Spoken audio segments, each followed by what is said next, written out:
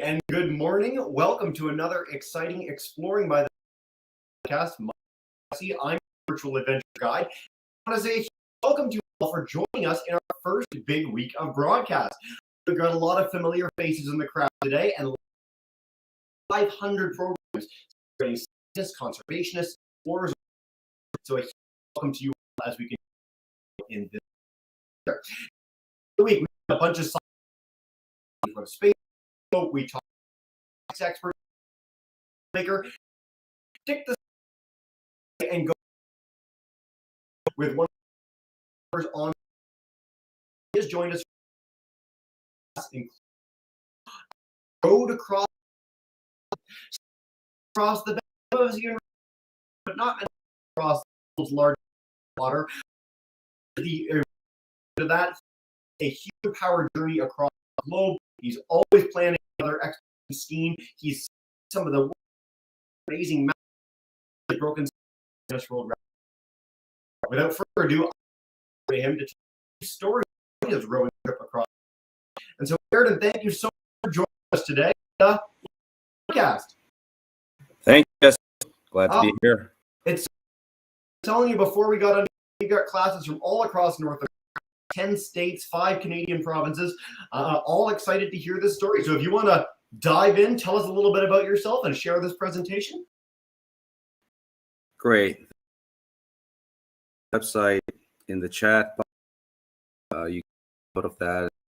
We share it with your classrooms as well. I am going to share my screen. Go to full screen. I am already sharing. Am I correct? You are sharing. It's not full screen yet. Right now I've got, there we go. Perfect. You're good to go, man. All right. So let me start with my presentation then. I am going to tell you about my journeys a little bit, primarily about my recent Pacific crossing, and give you a bit of background. The website, you take note of that. When I was working as a software engineer in Washington, D.C., we had this world map hanging on the wall with the Pacific in the middle, Americas on the right. And I would stand in front of this and trace my finger across it. Whenever I look at maps, I get ideas, and they're dangerous for me. I was born in Cyprus, raised in Turkey, and at the time I was living in Washington, D.C. Traced my finger. I even gave it a journey. I was asking myself, what if I could do this by human power? That idea evolved into, well, why stop? We were climbing together in September of 2002 for the first time on a short rock climbing pitch. He fell and he died. That became the turning point for me. And I said, no more excuses. I need to start. In his memory, I decided to climb the highest summit on 6 different continents. And the first summit to climb was Mount McKinley in Alaska. In February of 2003, I started bicycling north from Seattle to Alaska, walked the length of the Kahiltna Glacier with 2 other friends, and reached the summit of Mount McKinley at the end of May of 2003. So his accident had happened in September. I decided to do these climbs in November on the way back from his funeral, and started the expedition in February immediately. So within 6 months, I was on the move. So after the McKinley climb was done, I rode across the Atlantic Ocean in the spring of 2006 from Canary Islands to Guadeloupe, and I felt ready to start my own circumnavigation. I bicycled down to San Francisco and launched by rowboat from Bodega Bay on the California shores across the Pacific Ocean to reach Australia eventually. And then from Australia across to Africa, and then return to where I started. It took me 5 years, 11 days to complete the circumnavigation. During the circumnavigation, I climbed Kosciuszko and Kilimanjaro. I skipped Everest, Elbrus, and Aconcagua because financing was difficult. I decided I will do the circumnavigation and postpone those climbs. So during my circumnavigation, after I reached Australia, for example, I launched from Western Australia. Well, went across to Madagascar. I was trying to get to Africa, but I was warned against piracy along the shores of Kenya and Tanzania. So I pulled into Madagascar and then eventually across to Mozambique. The climb in Kilimanjaro climb is inside Tanzania by the border with Kenya. So I had to bicycle north and climb it and come back across Africa. Then I launched from Namibia, touched down in Venezuela. 69 days after leaving Venezuela, I was at Louisiana by rowboat. That green line that you see is a big circle that encircles the Earth, much like the equator does. And it was the average of my route. So it's a complete circle around the world that I completed. And by the time I returned to Bodega Bay, where I had started, I used a rowboat on my ocean crossings. It's a 24-foot boat, 7.1 meters long, and it has a cabin in the back. It's designed for two people. I row it alone. On my land travels across continents, I typically used a bicycle. As necessary, I used a sea kayak to cover distance along shores of continents, land masses like Papua New Guinea, where I didn't have roads to reach paved roads or paths that I could walk. So this is on the Solomon Sea shores of Papua New Guinea and on the far northeastern Queensland along Cape York in Australia. I had to use a sea kayak. Papua New Guinea required that I walk it north to south from Solomon Sea shores to Coral Sea shores. So I had to work these logistics, and that was really what took so much time.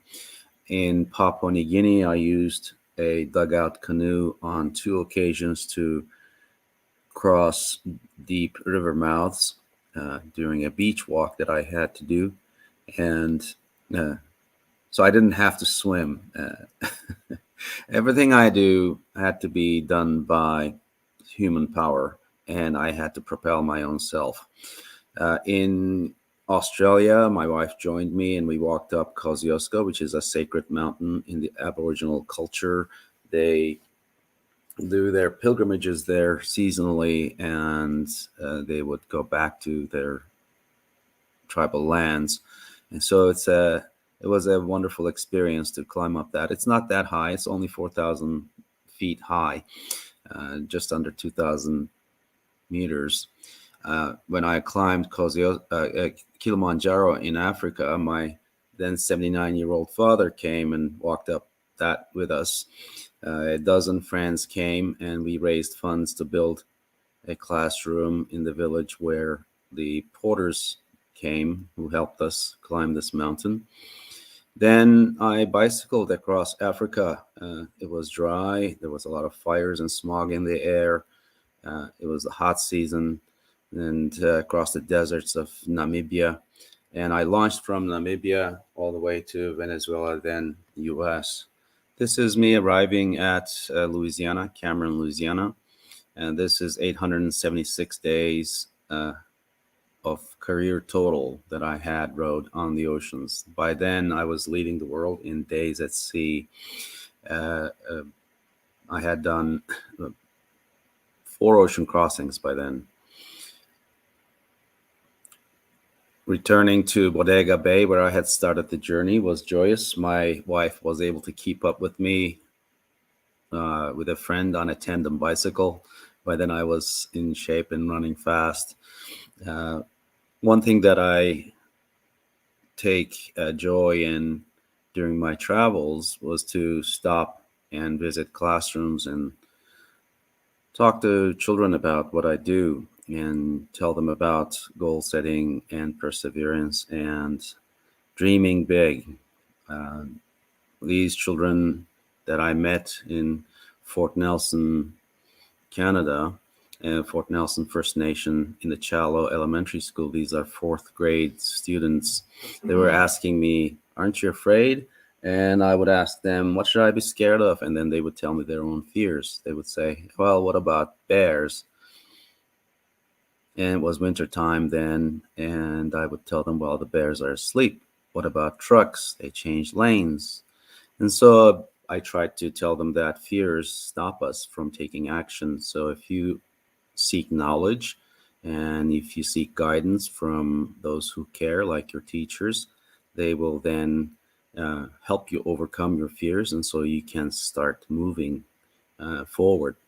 So don't let fear stop you. Uncertainty, the unknowns, and doubts that you may have about your abilities may hold you back. Don't let that happen.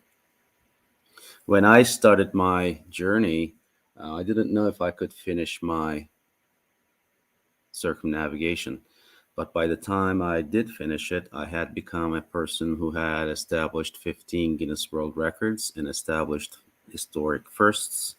I had become the first person to have rowed 3 oceans, and I had to become that person. At the beginning, I didn't know.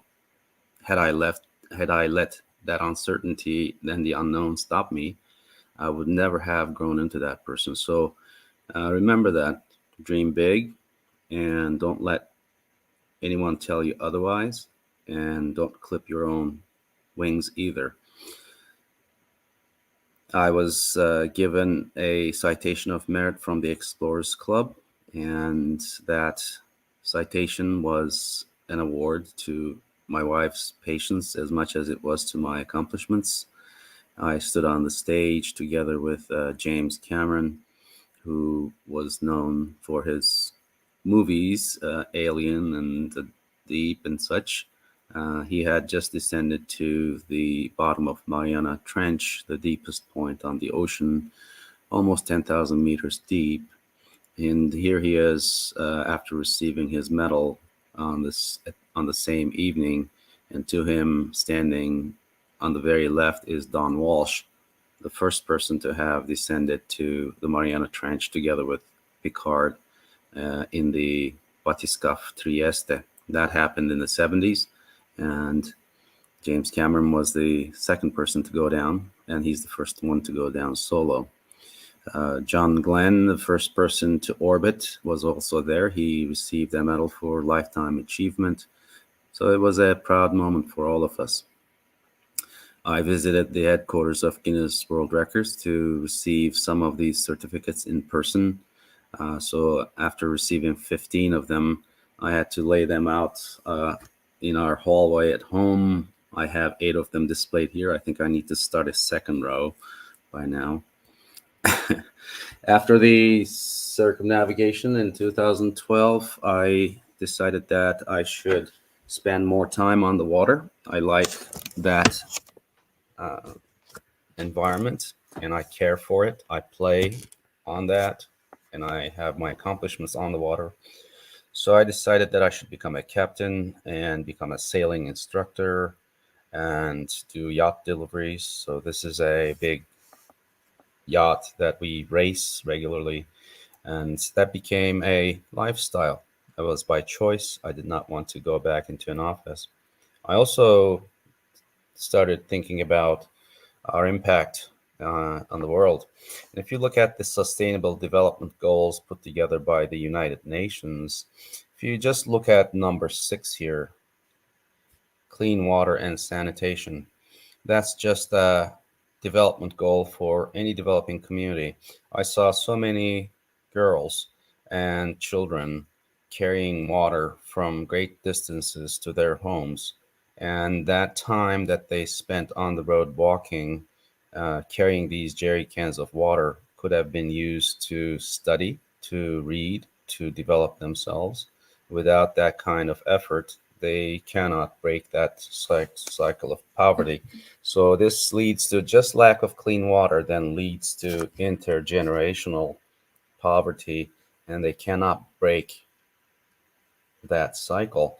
And to be able to have a quality life for everyone we need to address these various issues.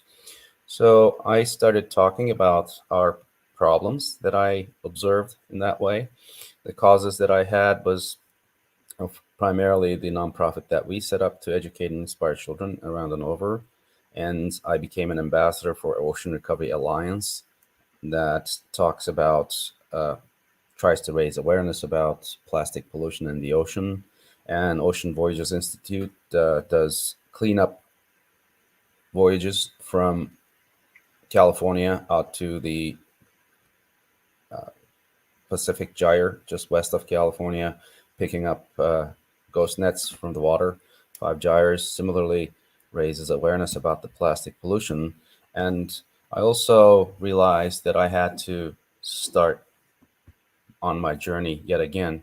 Um, Initially, I had hesitations before I started on my circumnavigation about funding and unknowns and all of that. And it wasn't until I lost my friend Yaron on that climbing accident that I mobilized. And this time the pandemic was holding me back, so excuses were plenty. I decided that once I realized that, I said, hey, I can't wait for another tragedy to happen before I would get going. So I said, while I use this pandemic time to improve my knowledge and get additional circumnavigations, certifications, I'm trying to say, and to regroup, I also use that time to reflect and say, I don't need another tragedy. I need to get going. So I prepared my rowboat and I launched in June 2021 from Crescent City. And I stopped at Hawaii after 80 days. And from there, I went to Guam and then to Philippines. That's where my rowboat is now. In March 2022, I got there. In my crossing on the circumnavigation back in 2007, I had observed a seagull 3,000 nautical miles offshore. These seagulls, the laughing gull, this species, roams the shores of Baja in western Mexico, and this one had been blown offshore. And when I was able to take this picture and document it, this became a scientific data point, and it's now the range of this seagull recognized. So I became an accidental scientist, but when I launched on the Pacific, I wanted to be more intentional about it, and I wanted to collaborate with scientists. So I carried this hydrophone that I would put inside a tow body and dangle in the water and gather sound recordings, ambient sound around me to assist this NOAA scientist to find the range of beaked whales. Beaked whales and sperm whales uh, use echolocation to find their prey. They are quiet on the surface to avoid orcas, and then they dive to almost 500 meters, 1,000, 2,000 feet to look for giant squid. That's their primary prey. And they do that by echolocation, meaning they put out a high frequency sound, and much like bats, with the reflected sound, they locate the prey, go hunt it. So this sound device, the hydrophone, would capture their hunting sounds, and that would tell us how many there are, what kind of beaked whale they are, and sperm whales as well. And we would then write an scientific article about this. So when I started from Crescent City, the boat had been improved. I added all these solar panels on it to generate electricity from sun, charge my batteries, so I can operate my desalination unit. The boat has a cabin in the back that feels like a two-person tent, and I would spend time resting inside that. That's where my clothing would be that I would change into it before I went out. And the deck is where I spent my time. The deck is exposed, it's open, there's no structure above it. That also helps the boat turn upright again should it roll. So we don't want anything reaching high on the deck to make sure that the boat will stay upright. On the uh, left of the screen, you see a yellow bag. That's my grab bag that I would take should I transition to a life raft. On the right of the deck above my head, you see a green bucket. That's my toilet. And uh, looking forward, the deck is so it's a 7-meter boat. The deck is perhaps 4 meters long or so. It is a confined space, but it does the job. This uh, light post that you see has a little yellow device on it. That is my tracking beacon. And with that, everybody knew how to find me on the ocean. I reached Hawaii in 80 days. Then I took off from there due west, and I pulled into Guam after 128 days. Creatures on the water kept me company. This is a white-tipped shark that kept going after my oar blades because it was looking into the sun, couldn't see, but it would hear the churning in the water of my blades, and then it would move for that, thinking it was a prey, and then it would bump its nose in my oar blade. It kept doing that for a couple hours. It was entertaining. Then a uh, red-footed booby came to visit me. When I had my oars tied, I was resting, preparing a meal. It landed on my oar handle, and each time it tried to scratch its neck, it would take a foot up, and then the boat would move. It would put the foot back down. It looked like it needed help, so I reached toward it and got past its beak and made contact and fluffed its feathers a little bit, scratched it. Uh, the bird liked it, and then it moved closer. The next thing I know, it had flown on top of my cabin and just cooing at me and wanting more. And it was much like a little cat or a dog that would turn its head as I scratched it. And uh, eventually, I took him down and put him on the deck where it side to side movement was less pronounced, so it could rest comfortably. It would put its head between its wings and just sleep under my oar as I went back and forth above its head. And eventually it took off. This is a shear water that dropped in my foot's well, and it needed help to be recovered and then returned to sea.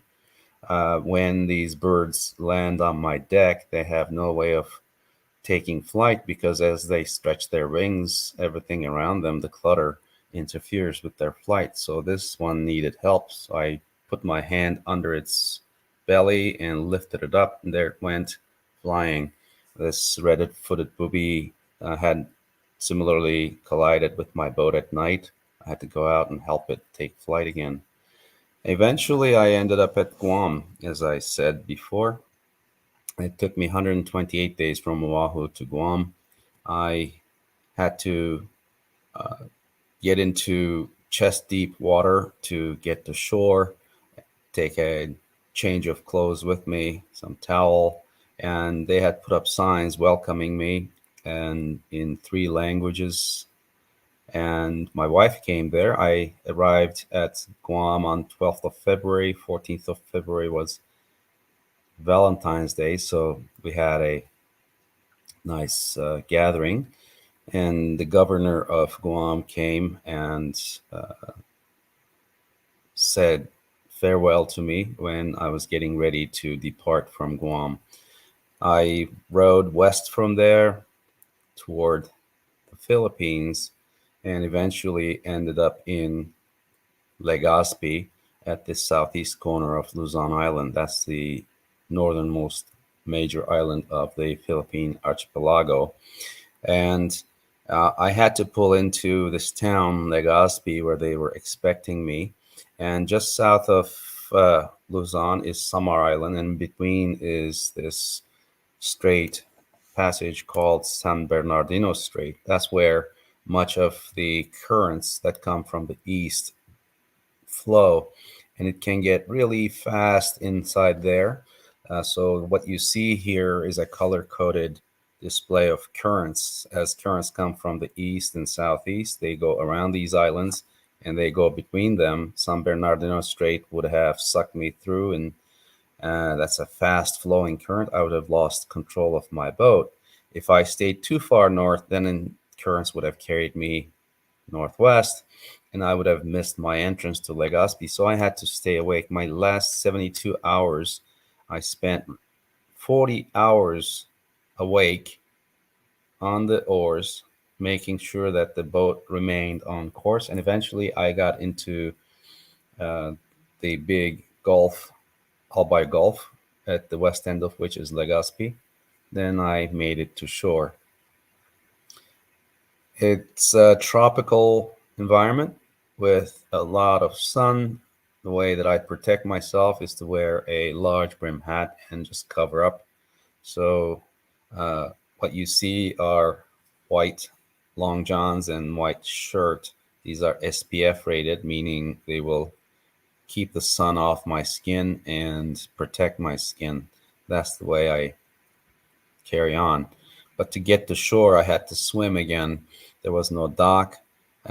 These are traditional barcas behind me. These are fishing vessels with bamboo extensions on either side that keeps it from tipping. And they're fairly fast vessels, but they require tie up to shore from the bow and stern. They can't really tie them next to each other on proper marinas and docks. So these are barcas. This was the Barca harbor. That's where they tied me from bow and stern as well. So I stripped down and brought dry clothes, change of clothes to shore, along with my passport and such. And I came ashore, and they did all the processing. Customs people had come there. Legazpi is the home to whale sharks, and Mount Mayon is an active volcano that is majestic, standing just north of Albay Gulf and Legazpi. That's where I left my rowboat. By the time I reached Legazpi, I had established 17 Guinness World Records. And if you look at down low, you will see that I have spent 1,168 days of my life rowing oceans, and 26,700 nautical miles of that is alone. And these are records, and each of these are advanced. Every morning that I wake up to 3 new records. And the longest time that I have spent at sea is 312 days. So once Christmas is over in January, I will return to Philippines and I will carry on west. I would like to reach the foothills of Everest and then Elbrus, and carry on by bicycle from Vietnam to Portugal, relaunch from there toward Aconcagua in South America before I return to where I started. We won't know whether I can get into Elbrus, into Russia, because of the war in Ukraine. Everest looks pricey. I may not have enough funding for it. So it looks like I may carry on toward Aconcagua now. One thing that I do pay attention to while I row on the ocean is to capture all plastic trash that I produce on the boats. Everything is packaged in plastic. It seems to be the necessary evil, unfortunately. I can't let any of that get into the ocean. So when I reached Waikiki, for example, I had a big bag of plastic garbage that I brought to shore for proper disposal. Much of the trash that I see while rowing are fishing gear, buoys and fenders and such. And I don't fish anymore, but when I used to try to fish in 2007, 2008, crossing on the Pacific, I would hook garbage. I would pick up garbage from the ocean. It's more garbage than fish would come on my hook. That's a problem. And if you look at these two vials, the one on the left has a clear plastic bag in it. The one on the right has jellyfish in it. And jellyfish is the primary food for these sea turtles. This green turtle that came to visit my boat would not know the difference and consume that plastic. And if it ingests that plastic, it can't digest the plastic. So the digestive system of these creatures gets stuffed with this plastic and they can't pass it. They feel full, but they get no nutrition out of it. So they starve. It takes up room in their gut and they starve to death. And on Midway Island, for example, there's a downward pressure on the population of albatross uh, when they roam the oceans to bring food to their young. And the adults take turns feeding. They go roam and bring back pre-digested food to feed their young. It's called bolus by regurgitation. They bring back plastic, so they die. They if the adult dies, the other adult has to take off. So that means the roost, the egg goes cold, or the young is uncared for, and they die. If they see the lighters in the gut of this albatross, where did it find these lighters that were floating in the water? Who knows? It got there somehow. And the carcass on the right, there you see a little cap for a soda bottle, for example. These are the things that are killing these fellow creatures. If you note this website, Albatross the Film, you will see the tragic consequences of plastic pollution that impacts the albatross on Midway Island. We produce over 300 million tons of plastic every year. This is as of 2014. It's over 400 million ton now, and only 10% of that is recaptured. And much of the plastic ends up in landfills, and children and women in developing countries where this extra plastic is shipped, we think we're recycling them, but it gets put on barges and shipped off to other countries like Indonesia and Thailand and places where children pick the reusable material in the hopes of selling it. And when rivers get inundated by monsoon rains or so, they disgorge their plastic garbage. It reaches the beaches and ocean. Once in the ocean, it stays there. The rate of pollution is enormous. 17 million tons of plastic garbage reaches nature, and 8 million tons of that goes to the ocean.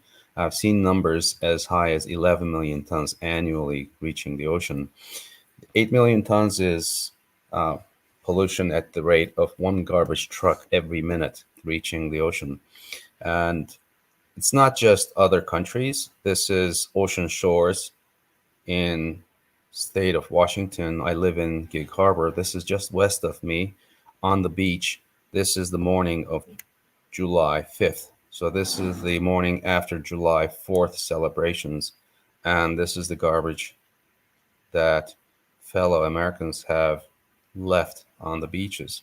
This is just not acceptable. The pandemic has not helped. We have all these PPEs, personal protection equipment, like masks and other, being disposed carelessly into the environment. They are floating out there. And every windward beach that I visited around the world looked somewhat like this. Maybe not all of them looked this bad, but they all had plastic garbage on them. And what goes into the ocean, if it's not ending up on the beaches, windward beaches, they end up in the guts of other creatures. This is the beach in Legazpi. These are all plastic waste that are on the beach. And the whale sharks that swim in these waters, these are docile creatures. They open their mouths wide, and as they swim, they collect the algae or small fish or other food that they may have. And of course, they're picking up plastic also, which fills their guts. There is a report that you may want to look up, Breaking the Plastic Wave, at this website address I provide. And this is a very comprehensive report, and it's telling me that in 20 years, the following 20 years, the plastic garbage reaching the ocean is going to be 3 times as much. So we are polluting at an ever increasing pace. That is not acceptable.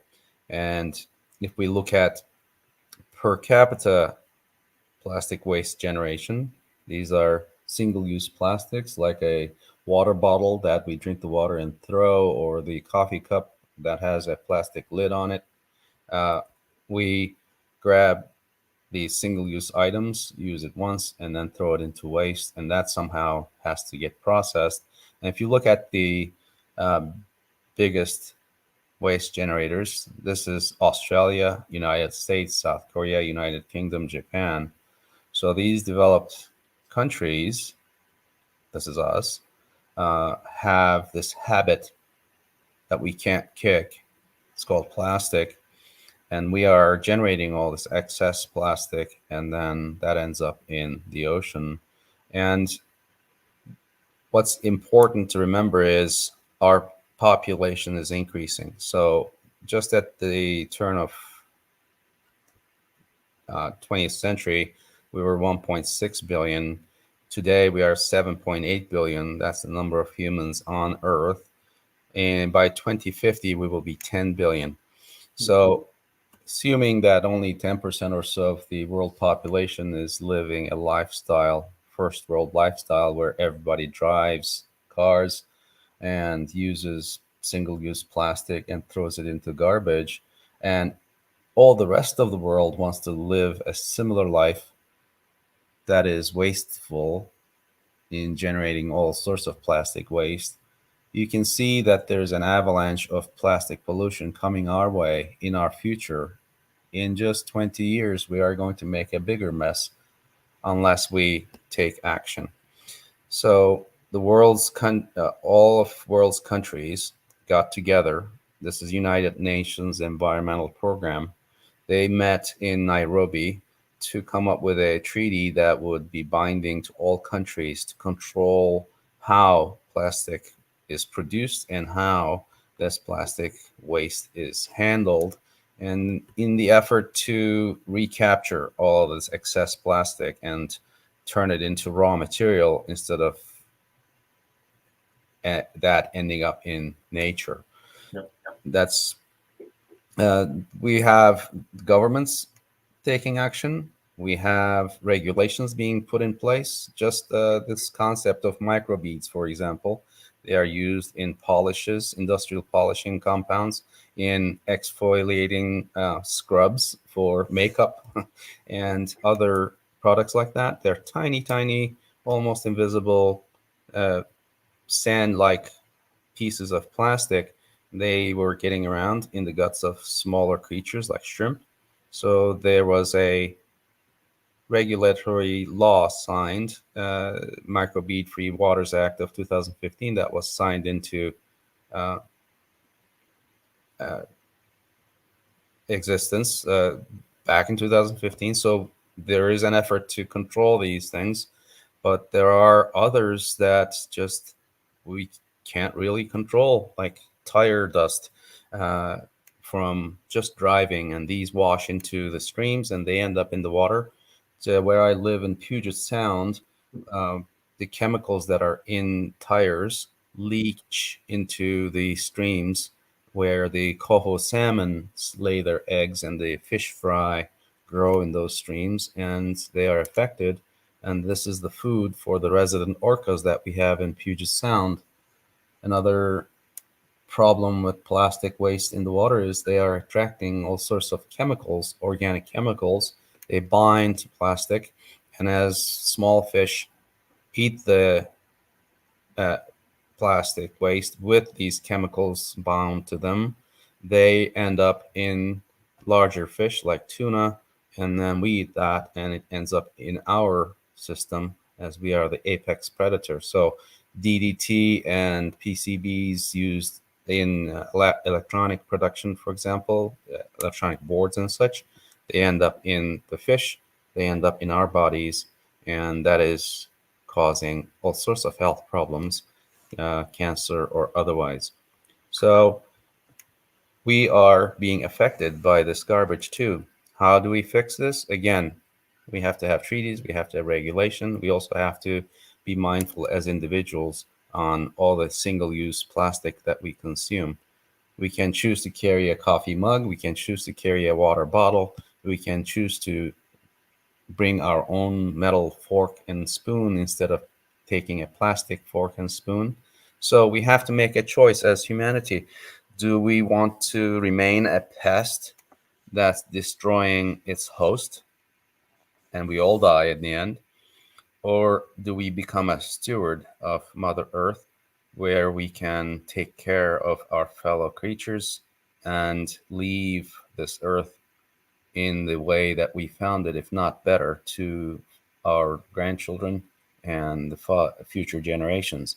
We have a choice, and we need to think hard about that and influence with our votes, with our lifestyles, and with the dollars that we have. If manufacturers are not producing products that are easily recyclable, we can choose not to buy that. We can force those around us, all the institutions, including companies, manufacturers, governments, municipalities, to take action to solve this problem. We need to start thinking hard about that. So I will leave you with this slide. So we need to break our habits and we need to rethink our choices and so forth. All these R words I listed here to reduce our impact on Earth. So are we going to remain a pest or become a steward? Think about that. And I will take your questions now if you have any. Fantastic. Erden, the good news is that was marvelous and we covered an absolute lot of ground. I'm going to make sure all our classes have these links and resources and an email follow-up every single class that registered today between our live classes and our YouTube groups. The bad news is most of our classes will be leaving in the next couple minutes because we are pretty long. What I want to do is bring every class in. So if every class wants to join me in saying a big thank you to Erden for sharing the story today. And then what we'll do is have an opportunity where you can share additional questions with me after the broadcast. We'll get those to Erden, make sure we get as many answers as possible. But in the thought that some people might need to go in the next minute, I'll bring in Miss Foster, Mr. Atkinson, Miss Gertson's class, Miss Ross's class, Miss Vandaloo, Miss Comp, and Miss Middle School. Everybody's here. Erden, you got a full house today, so welcome. Thank you guys so much for listening today, everybody. Really appreciate you sticking around for all this. And as I said, I will get all those links to everyone. But we're going to try and do a little bit of a question period. We're a little long for anyone who can stick around, which is great. If you have to go, that's totally fine. But let's start with Miss Foster's class, Tuscaloosa, Alabama. If you guys have a question for us to kick us off, go for it. Yeah. Yes, go ahead. This trip took 10 months and you probably were very bored. What motivated you to start this trip? Were you ever had second thoughts? Did you want to stop ever? One question at a time. Yeah. Well, what motivated me to start the journey? Of course, I mentioned my friend Duran and his accident and my tracing a finger on the map that gave me the idea, and then losing my friend while rock climbing together gave me the impetus to get started. And since then, what motivated me has been to share my observations with the youth, much like yourself. I'm so glad you highlighted the picture of the class in Nelson too. And again, we always have are thrilled to have the opportunity to have you on. I wanted to note for our classes too, I put this in the YouTube channel, make sure everyone checks this out, but on your journey across the Pacific, you joined us in Hawaii, you joined us in Guam, you joined us live from the Pacific. So some of our highest rated broadcasts of all time are literally Joe with you with a phone talking to him from the middle of the Pacific Ocean. So if classes want to check those out and hear live from the field, those are some pretty special broadcasts. And I love the booby story. Honestly, that is the most incredible animal interaction of any of our broadcasts I think we've ever had. So thank you for sharing that. Miss Gertzen's class, Bueller, Kansas, come on in, guys, if you have a question for us. Hi. Hello. Hi, my name is Jess. And have you ever been injured on an adventure? Yeah. Yes, I have. On my first Pacific crossing, 2007-2008, I slept wrong and the boat was really rocking with the waves. I ended up injuring my neck and I couldn't straighten my neck, and I was bent over like this and couldn't row quite well. So I made myself a little neck brace from some sponge that I had on board. Somehow I had left with some sponge on board, and I wrapped it in a towel, and I used the stitching material that I had with me and turned that into a big sausage, and I put a Velcro tape around that, and I used the Velcro tape to tie my feet down when I was rowing. So I made a little neck brace and carried on. So injuries are not an excuse to stop. They just hurt a bit and they slow me down maybe, but I deal with it and carry on. I don't think anything could stop you, Erden. I don't think there's. So it's funny to me too, because the YouTube questions are all about like, did you get like lightning strike or shark attack? And no, it's sleeping funny, which is an injury I think we can all relate to. Mr. Atkinson's class, if you guys want to come on in and join us, come on in Barrie. You guys are good to go. Hey, everybody. Oh, your audio is doing weird things again. Sorry. Come press a button. Got it. Was there any storms while you were on the water? Yes. When weather gets difficult, I can deploy what we call a para anchor. It's a parachute in the water that turns my bow toward the waves, and I can wait that storm out. It keeps the boat from turning sideways to the waves and getting rolled and damaged. I choose my crossing period. I look for weather windows in my rows. I research ahead of time storm seasons and storm tracks, and I try to design my route so that I would be on the water outside of storm seasons. So when the weather gets bad, it won't get so bad that I am at risk. Yeah, fantastic. The only story that you told in your whole life of experiences that I thought was a poor decision was hot season in Australia in the desert. That was in the early days. Now you avoid those sorts of things. Yeah, well.